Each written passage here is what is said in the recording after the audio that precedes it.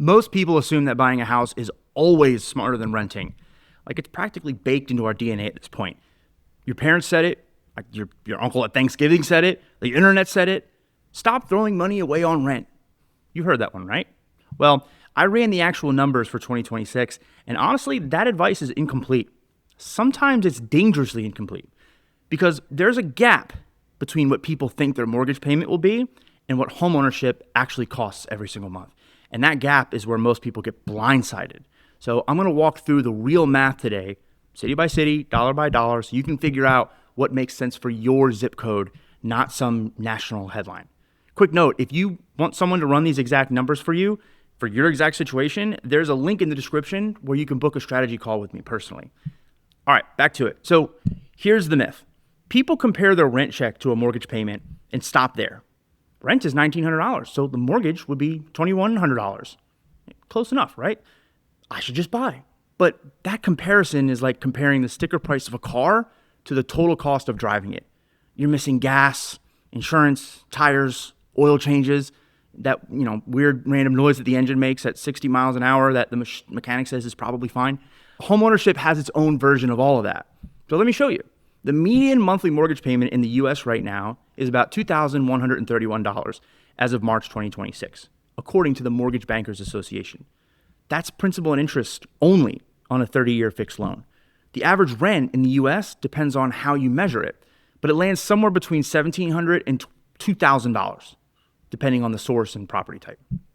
Zillow puts the national average at about $2,000 for all property types, while apartments.com has it closer to $1,643 for apartments specifically.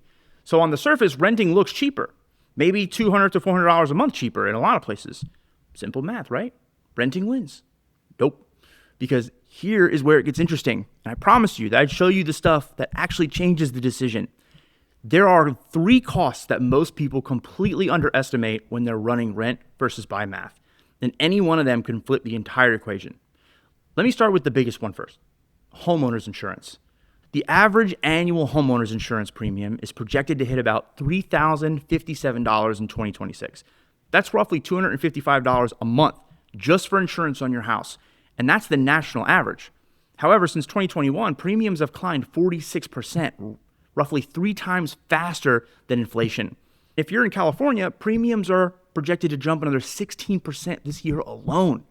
In states like Nebraska, New Mexico, and Georgia, we're talking 10 to 13% increases.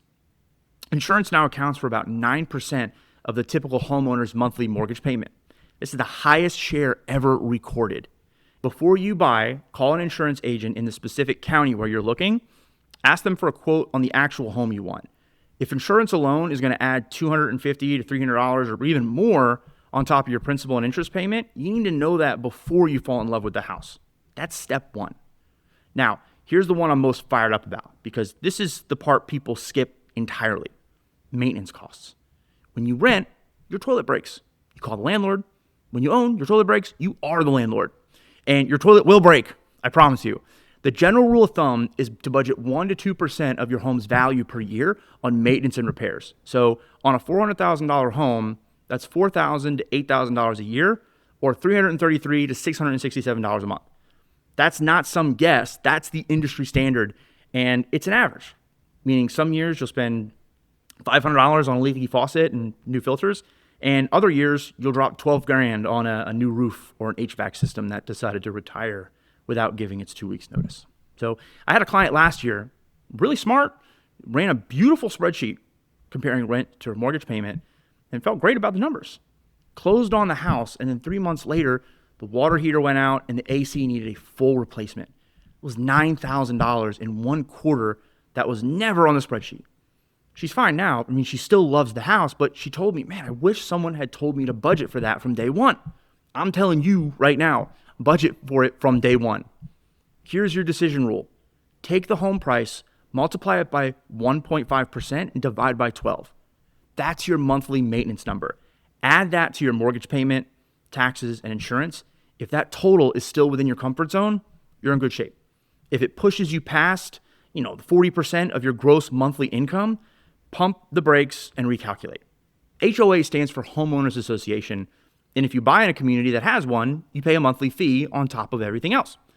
The national median is about $135 a month for single-family homes, but that number hides a lot of variation. In states like New York, DC, and Hawaii, HOA fees regularly exceed $500 a month. Condos average $600 to $900 a month. Luxury developments can be $1,500 or more. And here's the kicker. 91% of community associations report unexpected expense increases recently, driven by inflation, rising insurance costs, and maintenance, which means your HOA fee today is probably going up. If you're looking at a condo in a coastal Florida market, you could be looking at $700 to $900 a month in HOA fees on top of your mortgage, taxes, insurance, and maintenance. That is real 2026 data. So here's what I want you to do. If you're seriously considering buying, pull up a property that you like on Zillow or Realtor.com, find the listing details, check if there's an HOA and how much it is per month. Then add up everything: principal, interest, property taxes, homeowners insurance, HOA fee, and your 1.5% maintenance estimate. That is your real monthly cost of owning that home. Compare that number to your rent, not just the mortgage payment. Now, I need to be honest with you, because this is not a renting is always better video.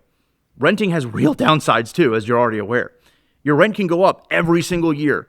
You build zero equity after 30 years of renting at $2,000 a month. You've spent $720,000 and you own nothing. A mortgage payment, even a higher one, is partially going towards an asset that you own. That's real wealth.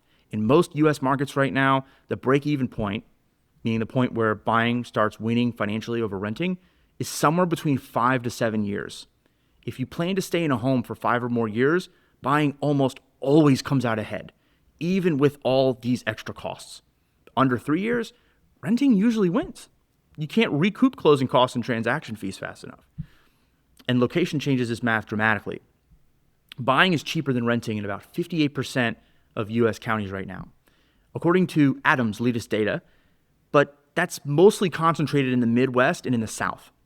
In San Francisco, your monthly mortgage payment on a median-priced home can easily top $4,000, while rent in the same area might be $3,000 to $3,500.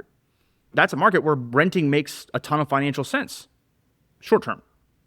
Meanwhile, in places like Cleveland, Detroit, Tulsa, mortgage payments can be below $1,200 with rents close to or above that. In those markets, buying is a no-brainer if you plan to stay. That's why there's no single national answer to the rent versus buy. Anyone who just tells you just buy or just rent without knowing your zip code, without knowing your timeline, they're giving you incomplete advice. If you want help applying this math to your specific situation, you can book a strategy call with me personally. So let me give you a simple 5-minute exercise that you can do tonight. Grab a piece of paper, open your notes app on your phone. Step 1, find a home you'd realistically buy. Write down the listing price. Step 2, estimate your monthly principal and interest. You can use any online mortgage calculator for this. Step 3, add the property taxes, which are listed in the most online listings have them in there, and divide the annual amount by 12. Step 4, get an insurance quote or estimate. You can use $255 a month as a starting point if you don't have a quote yet. Step 5, check for an HOA fee and add it in there. Step 6, multiply the home price by 1.5%, divide it by 12, and then add that as your maintenance estimate. Now add steps 2 through 6 together. That's your real monthly cost of owning. Compare it to your current rent. If the ownership number is within 1.5 times your rent and you plan to stay at least 5 years, the math starts tilting in the favor of buying. If it's more than double your rent and you're not sure about the timeline, renting might be the smarter play right now. And that is completely okay. There's no shame in renting strategically. The goal is to make a decision that fits your life, not one that looks good on Instagram. So if this helped you see your situation differently, I want you to do 2 things. Number 1, click the link in the description to book a strategy call with me personally so that we could run through your exact numbers together. And then hit that subscribe button so you don't miss what's coming next, because I've got a video dropping soon that breaks down the specific loan programs that could lower your monthly payments significantly, and you're going to want to see that.